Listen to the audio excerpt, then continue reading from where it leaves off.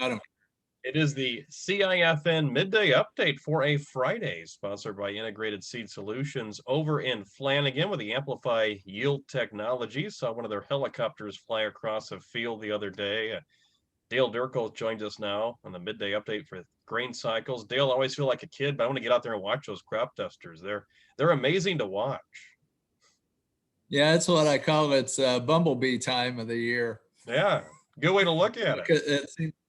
It seems like you always hear a plane in the air somewhere flying around. In some places, they even have helicopters that they use too. But there's this constant drone in the sky, except for days like today when it's raining out.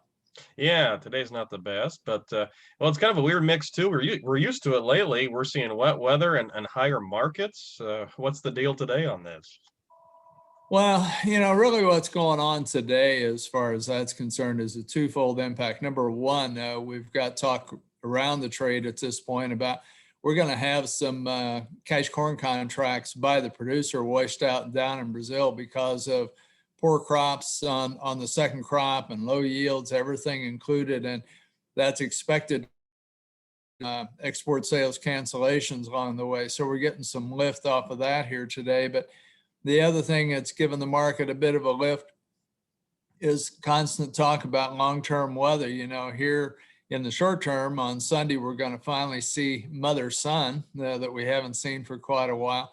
But we're going to have a week now of pretty warm, dry weather. And the longer range forecasts have suggested that at least as we go north and west of central Illinois, we're going to see weather patterns stay on the dry end of the realm to number one, but number two, potentially stay on the hot side too, especially as you get further north and west in the corn belt itself. So you got a lot of yield doubts hanging on for both corn and beans. Very interesting times. It just seems that there's no shortage of news in the world anymore, one way or another, to make these markets move.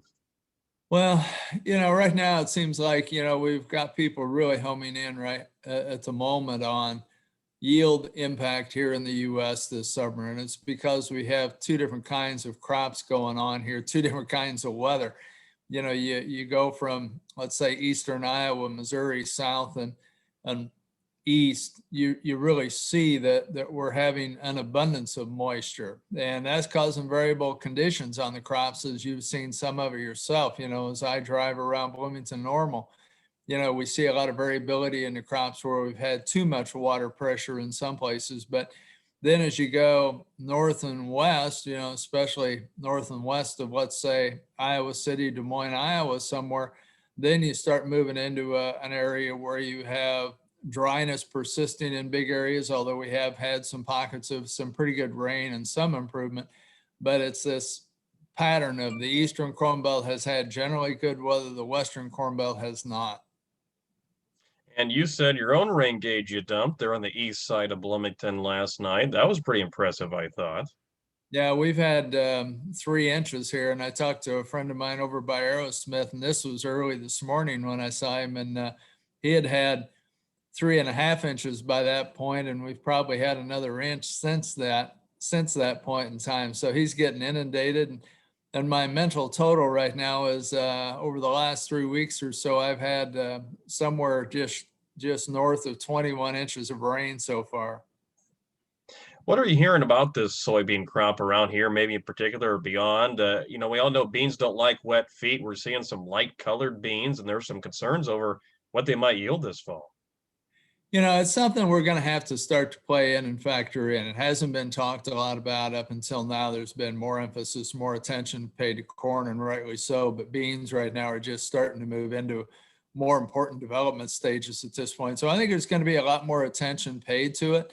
I don't know that people have a real strong opinion one way or another, unless you get out west where, it's been desperately dry, or if you happen to have a field in low-lying areas where you've had them, just drowned out. But I think it's going to start to get more attention going forward as we see time. And I think that's part of the reason the market for beans today really is performing a little bit better than corn.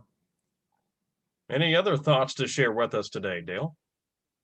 Well, the one thing I would say at this juncture, and people in the corn industry need to keep keep an eye on at this point is still the wheat market. Yeah, we have issues in Canada. We have issues in the Northern Plains. There's a little bit of dryness in spring areas in Russia, but as a whole right now, when you get outside of the US, the wheat crop in the world has been good. We've had an exceptionally good wheat crop in the Great Plains this year, Central and Southern Plains. And we had a great wheat crop here in the soft wheat areas of the Midwest at this point. And so corn farmers need to keep an eye on what prices are doing in that wheat market, because everybody points, well, look what happened in 2012, but I'm also going to remind them in 2012, because of a Russian problem at that point, as well as some issues in the plains, we went from $6 wheat to $9.50 wheat. And so we need wheat to get a lift if new crop corn prices are going to have any good carry through as we go through the rest of the growing season. How can the people follow you or contact you for more information? Well, I do some tweeting on Twitter under the name Grain Cycles. There's a underline in between grain and cycles. Otherwise, they can get a hold of me. Actually, easiest things to email. It's my first initial D, last name Dirkholz @outlook.com. Well, Dale, I certainly hope for your sake and for my sake, the sun comes out soon to make us feel a little better. And next time we talk, hopefully it is shining.